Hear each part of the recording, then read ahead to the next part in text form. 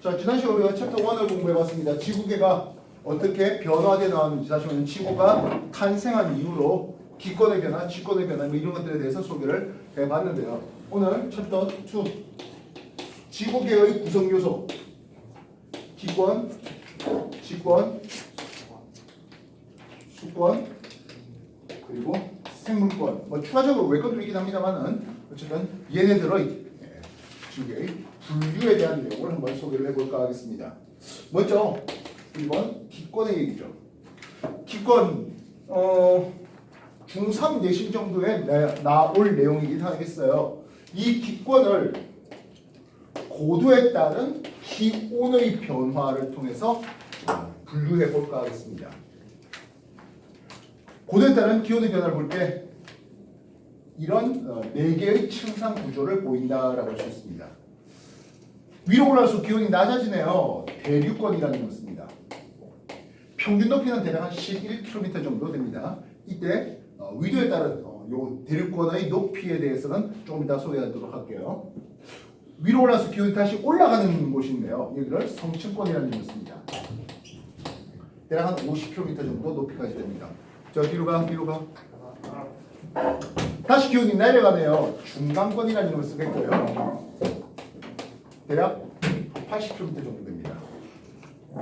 뒤로 가라니까 뭐야? 네가 가죠. 네가 가죠. 빨리 가. 늦게 온 주제에 뭐 하는 거야?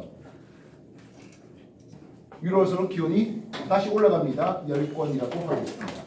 요 높이는 대략 한 1000km까지 올라가면 됩니다.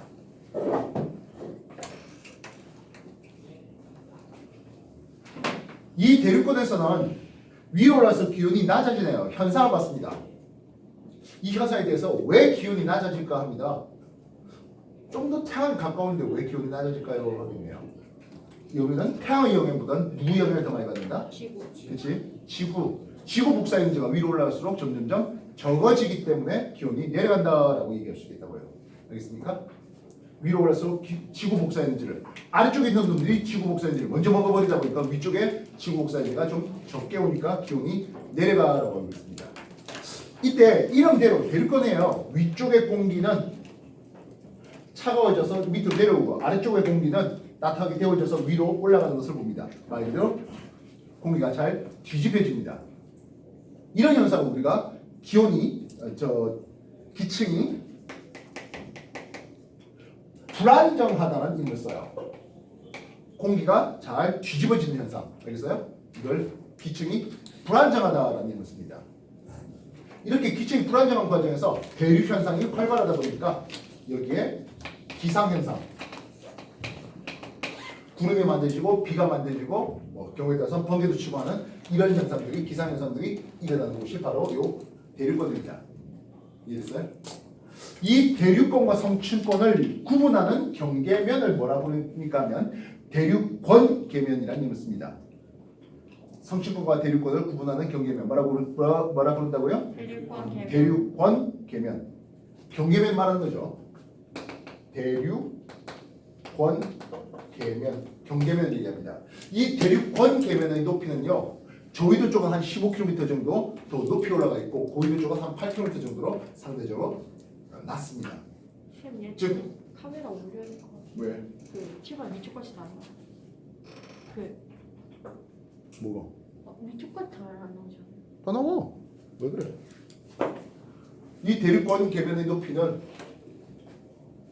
저위도 쪽이 좀 더 높은데요. 아까 말했지만 대류권이 기층이 불안정하고 위로 올라가서 기온이 낮아지는 이유가 뭐랬다고요? 지구 복사기 때문에 있잖아요. 저위도 쪽은 당연히 더 지면 온도가 높으니까 대류권 계면의 높이가 더 높은 대류권의 두께가 더 두꺼운 상태가 됩니다. 먹는 거 내려놔라. 지금 밑에 완전 내려놔.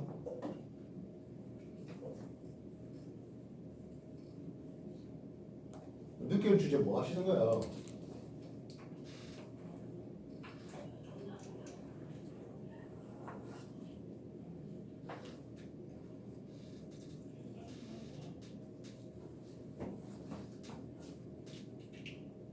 그래서 대류권 계면의 높이는 저위도에서는 좀 더 높고 고위도에서 좀 더 낮아요. 기억하십시오. 알겠어? 하면 성축권을 합니다. 이 성축권 위로 올라서 기온이 올라가게 되는데요. 이때는 이 기층이 안정하다합니다. 생각해보십시오. 위쪽이 더 따뜻해요. 아래쪽이 더 차갑잖아. 위쪽의 밀도가 작고 아래쪽 밀도가 더 커요. 잘 안 섞여요. 기층이 안정해요. 그러다 보니까 기상현상이 일어나질 않아요. 그렇다면 왜 성축권 위로 올라서 기온이 올라가겠습니까? 라고 했을 때 여기에 자 지난 챕터 1에서 굉장히 중요한 층을 다뤘죠. 오존층입니다. 오존층이 태양의 자외선을 흡수하면서 연해질을 뿜어냅니다. 그 때문에 위로 올라서 따뜻해지는 것을 볼 수 있습니다. 안정하다라는 의미를 쓰고 오존층이 성층권에서 자외선을 흡수하는 역할을 해줄 수 있겠습니다. 태양의 자외선이 차단되니까 이제 육상호 생물들이 진출할 수 있었거든 하는 그 얘기를 기억하실 수 있을 겁니다. 이해됐습니까? 그럼 중요한 거는 이제 이 열이 적어지네요. 그래서 기온이 내려가는 것을 봅니다. 기층이 불안정합니다. 근데요 여기는 수증기가 없다 보니까 기상현상이 일어나지 않습니다. 열건 마찬가지 기상현상은 일어나지 않습니다. 비가 오고 구름이 생기거나 현상은 일어나지 않는다고요. 기상현상은 어디서만 일어난다? 대륙권에서만 일어납니다. 이제 열권 태양빛을 받아서 금방 데워져서 기층이 안정한 위로 올라서 따뜻해지는 그런 모습입니다. 여기는 공기가 워낙에 희박하다 보니까 낮과 밤의 일교차가 극심하게 일어나는 곳이 바로 요 열권이라고요. 이해됐어요? 자, 챕터 2의 첫 번째 지구계의 분류와 그리고 그 역할을 하고 있는데 기권의 역할까지 정리해 주시기 바랍니다. 뭐 생물이 호흡에 필요한 산소라든지 광합성에 필요한 이산화탄소의 공급처 이거하겠고 운석이 날라올 때, 유성이 날라올 때 지구 대기에 부딪혀갖고 그냥 바로 지면에 직격하는 것보다는 충격을 완화시켜 줄 수 있는 뭐 그런 역할까지도 그리고 오존층을 통해서 태양의 자외선을 차단해줘서 생물의 살아갈 수 있는 환경을 만들어주는데 지대한 역할을 했다는 그런 내용들이 소개되고 있습니다. 정리해 주십시오.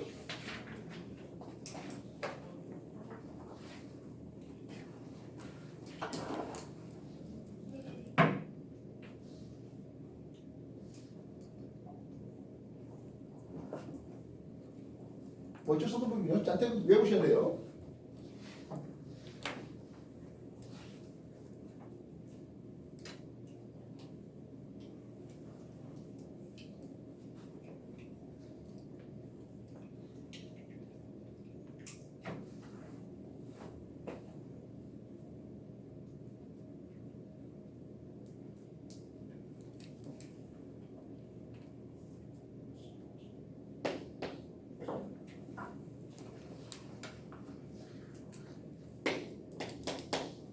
고도에 따른 기온의 변화를 보는데 금성과 화성도 대기가 있잖아요. 그죠?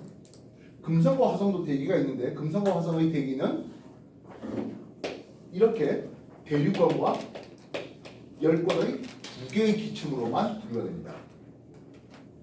지구는 네 개의 기층으로 분류되네요.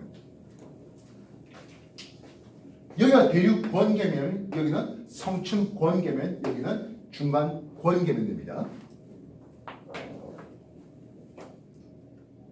금성과 화성은 두 개의 대륙권과 열권 두 개로만 구분된다 했습니다. 지구는 네 개 권으로 구분되고 있습니다. 왜 어떤 놈 때문에 이런 차이가 날까요? 오존층 때문이죠. 오존층이 열을 뿜고 그 열이 적게 받아지는 오존층 때문이네요. 그렇다면 금성과 화성 그리고 원시 지구 오존층이 없었던 원시 지구도 역시 두 개의 권으로 기권으로 구분될 수가 있을 겁니다. 그러다가 현재의 지구가 네 개의 층상 구조를 가질 수 있었던 것은 무엇이 만들어지면서 그렇지 오존층의 생성 이후로 기권의 층상 구조가 훨씬 더 복잡해졌다 이렇게 얘기할 수 있겠죠. 확인됐습니까?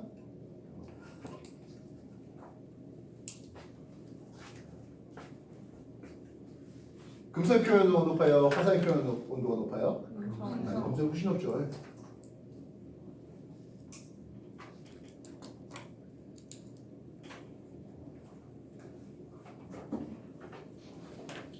일반적으로 장거리 여객 장거리 여객용 비행기 있잖아요.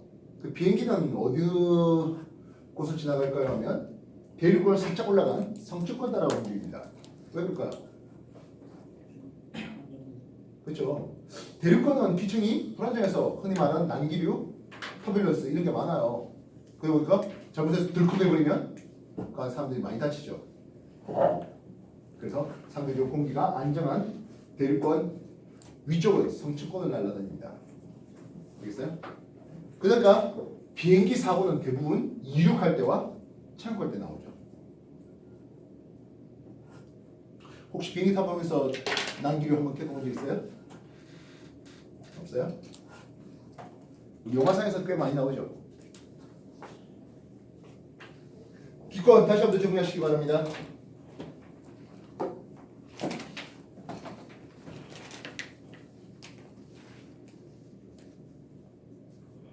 근데 그림 보면은 예. 그런 번개면 그 계면 사이에서 조금씩 온도가 일정한 부분인데 왜 그런 거예요? 그래? 비슷하다 해버릴 때야. 그게 중요한 건 아니에요.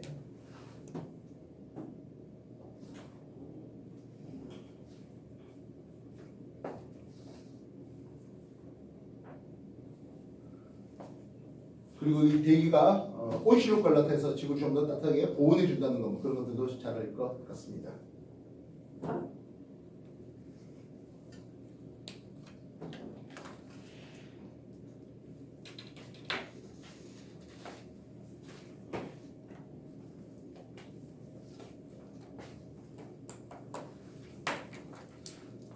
정리하셨습니까? 다 되셨나요? 직권의 얘기를 한번 보죠. 지구반점이 대략 6,400km 정도 된다라고 했는데요. 엄밀히 말하면 6,400km 조금 모자라요. 가장 바깥층을 뭐라 그러지? 지각이라고 합니다. 평두개 한 30km 정도 되고요. 한 2,900km 정도까지 내려갑니다. 이 부분은 멘틀이라는 힘을 쓰는데요. 지각과 멘틀은 기본적으로 규산염 광물 위주가 되고 있습니다. 지각과 멘틀의 경계면을 우리는 모호면이라는 힘을 쓰고요. 지각과 멘틀과 이제 안쪽의 핵의 경계면, 구텐베르크 불연성면이라는 힘을 쓰는데 굳이 외울 이유는 없지 않을까 싶습니다. 2,900km 안쪽으로 들어가면 이제 금속, 철 위주의 핵이 들어오는데 약 한 5,100km까지 여기는 액체 상태의 외핵과 고체 상태의 내핵으로 구분되고 있습니다. 외울 수 있어야 되겠죠? 책 페이지에 다 있습니다. 되겠습니까? 네.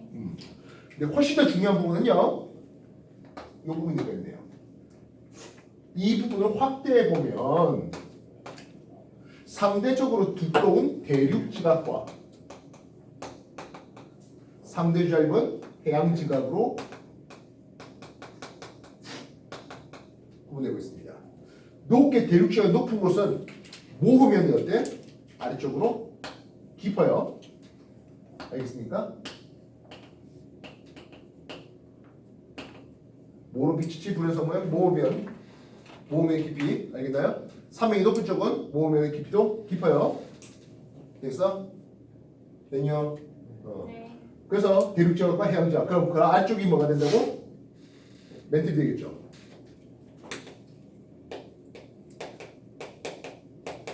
됐니? 자, 기억을 해놓으셔야 됩니다. 외워주셔야 됩니다. 대륙 지역의 주성분은 화강암질입니다. 해양 지역의 주성분은 현무암입니다. 외워야 됩니다. 멘틀의 주성분은 누구? 감람암입니다. 밀도를 기억해주면 월등히 고맙겠습니다. 대륙지구의 밀도는 약 2.7g/세제곱센티미터의 밀도예요. 현무암의 밀도는 3.0 정도 잡겠고요. 감람암은 3.3 정도 잡습니다. 화암 대비 현무암 또는 감람암 쪽으로 할수록 금속, 철의 비율이 많아집니다. 그래서 밀도가 높아집니다.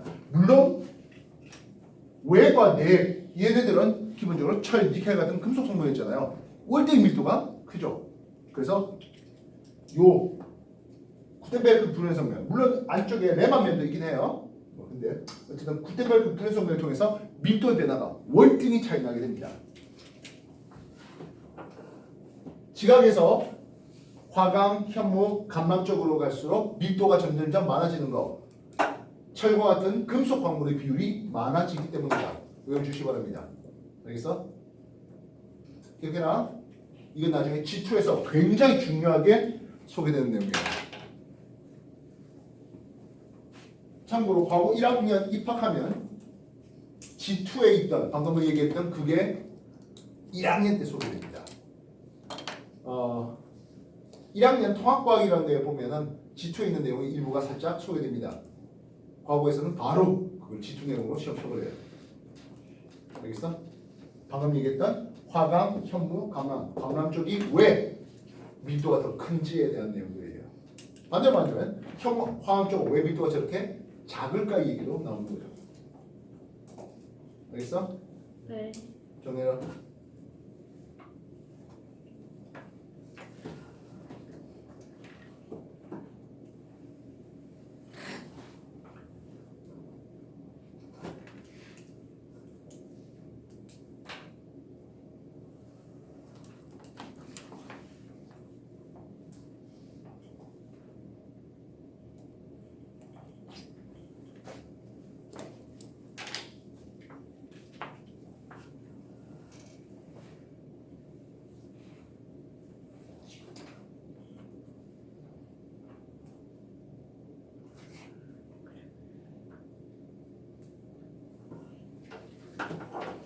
지구의 역할이야 당연히 생물이 살아가는 터전을 마련해주고 있죠. 식물이 땅에 뿌리를 박을 수 있겠고 동물들이 그 위를 돌아다닐 수 있겠고 뭐 땅을 파고 들어갈 수도 있죠. 이해했어요? 오른쪽 페이지 챕터 2의 오른쪽 페이지 정리해 보십시오.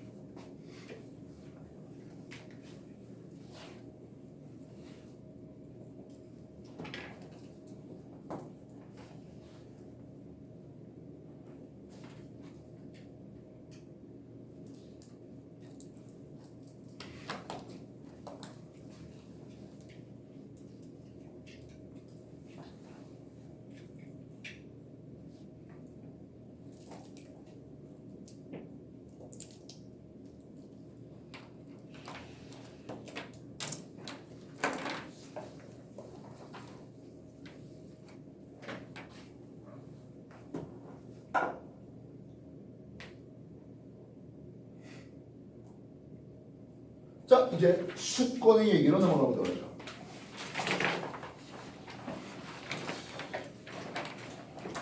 지구상의 물의 대부분은 어디 있다? 바다. 바다에 있어요. 그래서 거의 98% 정도 염수라고 불러주는데요. 짠물이에요. 이해했습니까? 한 2% 정도 있는 담수라고 볼게요. 그럼 얘를 나눠보면 또 한 75% 가까이는 빙하가 차지하고 있습니다. 특히 남극에 다량의 빙하가 있는 것을 볼 수 있죠. 이해했어요? 그럼 남아있는 물 중에 지하수의 양이 많을까요? 강이나 호수의 양이 많을까요? 지하수. 네, 지하수가 훨씬 많아요. 그래서 사람이 쉽게 이용할 수 있는 강이나 호수의 물은 극히 적은 편입니다. 이해했어요? 자, 물론 담수도 우리가 좀 공부를 해야 되겠습니다만은 훨씬 더 많은 부분이 바닷물, 염수, 해수가 있기 때문에 우리는 이 해수의 층상 구조, 염수, 해수, 층상 구조를 좀 살펴볼까 하겠습니다. 이건 수심에 따른 수온의 변화를 우리가 한번 따져볼까 하는데요. 평균적으로는 이런 그림이 나오네요. 수심이 깊어진다 하더라도 수온이 그렇게 거의 변화가 없이 비슷한 요거는 혼합층이라는 이름을 씁니다. 이건 바람에 의한 혼합이 잘 되기 때문입니다. 이 혼합층은 저위도보다는 중위도에 바람이 강하게 불면서 저위도보다는 중위도 쪽에 바람이 강하게 불면서 혼합층이 좀 더 두껍게 잘 발달합니다. 이해했어요? 그렇다면 우리나라와 같은 중위도 지역에서 우리나라는 여름과 겨울에 언제 혼합층이 더 잘 발달할까요? 겨울이죠. 왜냐하면 여름보다는 겨울에 바람이 훨씬 더 강하게 부니까요. 이해됐어요? 네. 그래서 이 혼합층은 누구에 의한 혼합이라? 바람. 바람에 의한 혼합이라. 바람이라면 기권, 직권, 수권, 생물권 중에 누구? 당연히 기권이죠. 즉 기권의 바람에 의해서 물이 섞인다 하는. 이해됐어요? 그래서 좀 이따 최종적으로 해야 될 게 뭡니까 하면 지구의 각 구성 요소 기권, 직권, 수권 그리고 생물권 그리고 외권과의 서로의 영향을 주고받는 상호작용 여기에 대한 내용을 다루려고 하는 겁니다. 이해됐어요? 네. 바람이 세게 불다 보니까 혼합층이 두껍게 발달합니다. 기권에 의해서 수권이 영향을 받았잖아. 이렇게 말을 하게 되겠다고요. 이해됐어요? 네. 그러면 요 놈은 수온 약층이라는 이름을 쓰는데요. 수심이 깊어짐에 따라서 수온이 급격하게 내려가요. 이 약은 도약하다, 뛴다 할 때, 도약하다 할 때 약자예요. 기온이 급격하게 낮아지는 것을 얘기합니다. 그렇다면 이 수온 약층은 위쪽엔 따뜻하고 아래쪽엔 차갑잖아요. 따뜻하다는 것은密도가 작고 차갑다는 것은密도가 커요. 이게 잘 혼합돼 안 돼? 잘 혼합이 안 돼요. 혼합이 안 되면 이 층을 우리는 안정하다 합니까? 불안정하다 합니까? 안정. 그렇지. 이건 층이 안정한 층이에요. 누구처럼? 성축권처럼 혼합이 잘 안 돼요. 그래서 이 수온약층은 위쪽의 표층과 아래쪽 심층의 물질과 에너지의 교환을 차단하는 역할을 해줍니다. 좋은 역할일까요? 그렇지 않죠. 여기 있는 양분이라든 이것들이 내려가는 걸 막아준다니까요. 밑에 있는 놈을 위로 끄집어 올리지 않게 해준다고요. 이해됐어? 나중에 심층 수환 통해서 올라오는 게 없잖아? 있고 심층 수환을 통해서 내려가는 것들도 없잖아? 있습니다만은 그건 굉장히 느려요. 그래서 뭐 고래와 같은 이런 놈들이 위아래 왔다 갔다 하는 놈들이 그런 역할을 추가적으로 더 해주고 있습니다. 그래서 고래가 똥을 싸질러 놓으면은 표층에 양분이 공급된다든지 이런 얘기들이 나오게 돼요. 뭐 그렇게 되면 또 생물권의 또 상호작용으로 얘기해 줄 수 있죠. 아래쪽은 심해층이라는 이름이 있습니다. 심해층은 수온이 한 2도 정도 되는 그래서 위도에 관계없이 계절에 관계없이 수온이 거의 비슷하게 유지되는 그리고 지구 전체 바닷물이 대부분 또 역시 심해층을 이루고 있습니다. 이해됐습니까? 그러면 상대적으로 저위도는 어떻습니까? 네. 저위도는 표층 수온이 높아요. 저위도는 표층 수온이 높고 수온 약층이 잘 발달되어 있는 이게 저위도의 그림입니다. 중위도는 땅이 저위도보다 표층 수온이 낮죠. 혼합이 잘 돼 있네요. 수온약층. 염색하기 수온약층은 어느 쪽이 잘 발달되어 있는 걸로 보입니까? 저위도 쪽입니까? 중위도 쪽입니까? 저희도. 예, 저위도 쪽이 좀 더 수온약층이 잘 발달되어 있습니다. 수심이 깊어짐에 따라서 수온이 급격하게 변해야 되고요. 수심이라는 이게 x축이에요. 수온이라는 이게 y축이라고요. 즉 이 그래프를 90도 꺾어본다면 더 급한 기울기를 가진 곳은 저위도 쪽입니다. 저위도 쪽은 혼합 수온약층이 잘 발달되어 있고 중위도 쪽은 혼합층이 더 잘 발달되어 있습니다. 이해됐습니까?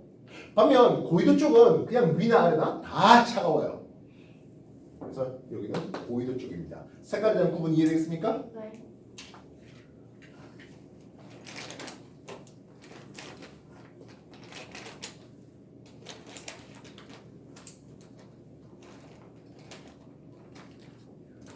혼합체의 발달은 저위도보다 중위도 쪽에서, 수온약체의 발달하는 것은 저위도 쪽에서, 표층수온이 높은 쪽에서. 알겠어요? 정해 주십시오.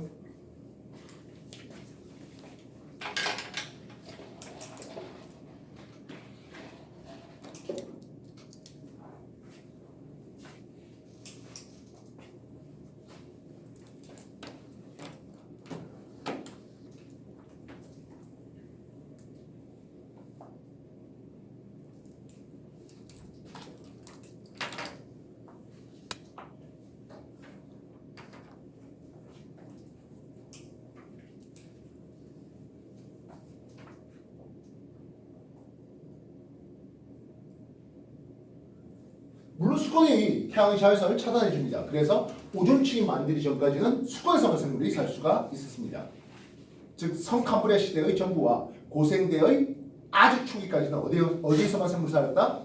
수건에서만 살았습니다. 그 다음 오존층이 만들어지면서 이제 육상으로 올라갈 수 있겠고 직권으로 올라갈 수 있겠고 이후에 하늘 위로 날아다니는 놈들도 나왔네요. 기권으로 올라가는 놈도 있네요. 물은 비열이 굉장히 크죠. 기활도 굉장히 크고 비열이 크다는 것은 생물의 체온을 일정하게 유지하는 데 도움을 주고 있네요. 기활이 큰 것은 이제 증발열을 통해서 체온이 급격하게 올라가는 것을 막아주는 역할도 해줄 수 있겠습니다. 생물이 살아가는 터전 또한 우리가 먹을 걸 안 먹고는 그래도 뭐 며칠 이상을 버티는데 물 안 먹고는 또 3일 이상 버티기가 좀 어렵죠. 사람 몸의 물질 대사에 또 굉장히 중요한 역할을 해주는 게 물이죠. 이해됐습니까? 안녕. 오른쪽에 수건의 역할, 수건의 생물권에 어떤 영향을 주는지에 대한 내용까지 정리해 주십시오. 좀 많이 외워주셔도 되겠고 일종의 도덕적인 내용도 많죠.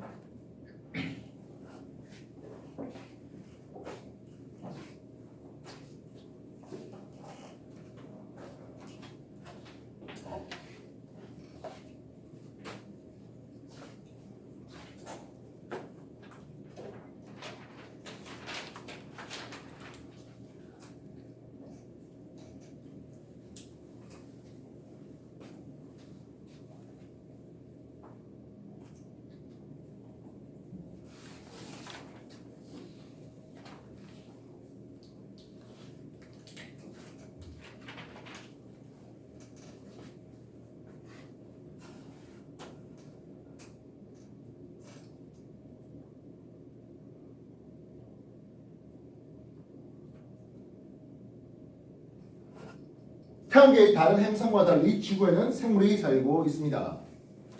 그는 기권, 직권, 수권 그리고 외권의 다양한 도움 덕분이죠.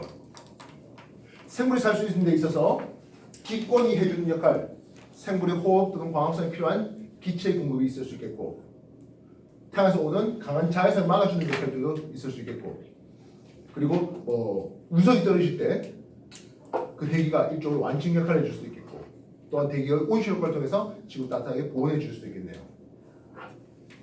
직권, 생물이 살아가는 터전을 마련해 주고 있는 게 수권, 생물이 물질에 사는 데 있어서 가장 기본적인 베이스가 물속에서의 반응, 물에서 일어난 반응이다 보니까 그리고 체온이라든지 이런 항상성 조절에 대해서 수권이 영향을 해줄 수 있었습니다. 그럼 이 바깥의 외권은 어떻습니까? 근데요. 태양의 자외선은 누가 막아준다고? 오존층이 막아줘요. 근데 태양에서 오는 하전 입자들, 흔히 태양풍이라고 부릅니다. 이 태양풍은 지구의 자기권이 막아줍니다.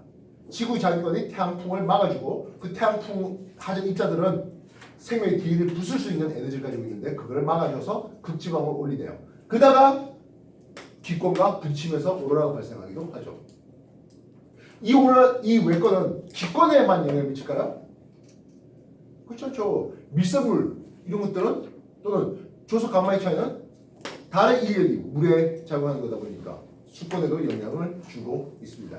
일부 학자들은 지진이 잘 일어나려면 보름달일 때 잘 일어난다 또는 사귈 때 잘 일어난다 뭐 이런 식의 주장을 하는 사람들도 있어요. 근데 아직까지 뭐 공절받지는 못한 부분이고요. 이해됐습니까? 그래서 외권의 영향. 그래서 기권, 직권, 수권, 생물권들은 서로 영향을 주고 받는 관계입니다.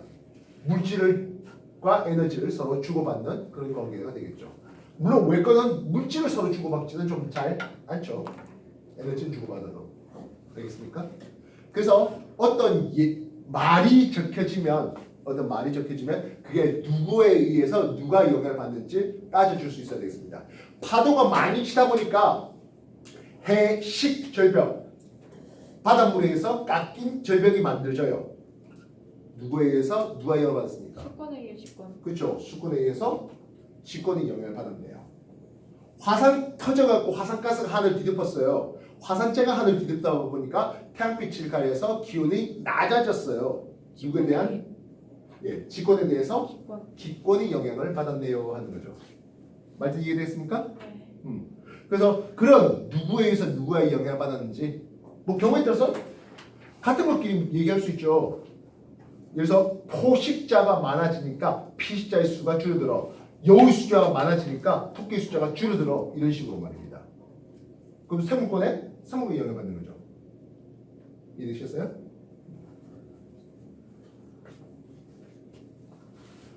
오른쪽에 생물권 및 외권과의 영향에 대한 내용들 잡아주시고요. 벤 앨런대라고 해서 이건 지구 바깥쪽에 있습니다. 외권에 있는 놈들이에요. 태양의 하전입자들 중에서 전자들은 외대에서, 양성자들은 내대에 많이 몰려있는 놈들 되겠습니다.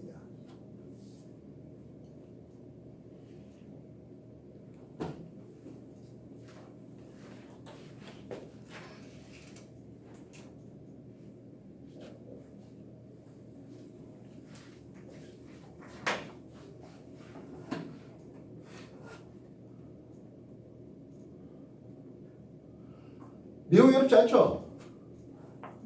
뭐 아직까지는 간단한 내용들 되어 있습니다. 기권의 층상분류, 수권의 층상분류. 기권도 마찬가지. 고도에 따른 이게 x축이에요. 수심에 따른 이게 x축이라고요. 알겠어?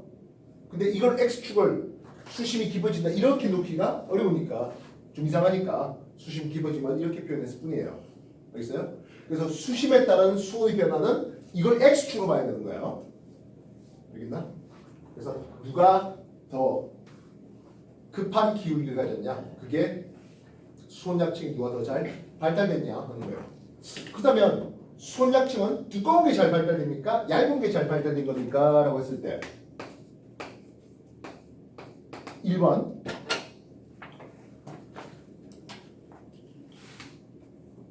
2번 누가 더 수온약층이 잘 발달된 겁니까? 1번. 그렇죠. 1번이죠. 이게 더 수심에 따라서 수온이 더 급하게 변하는 거예요.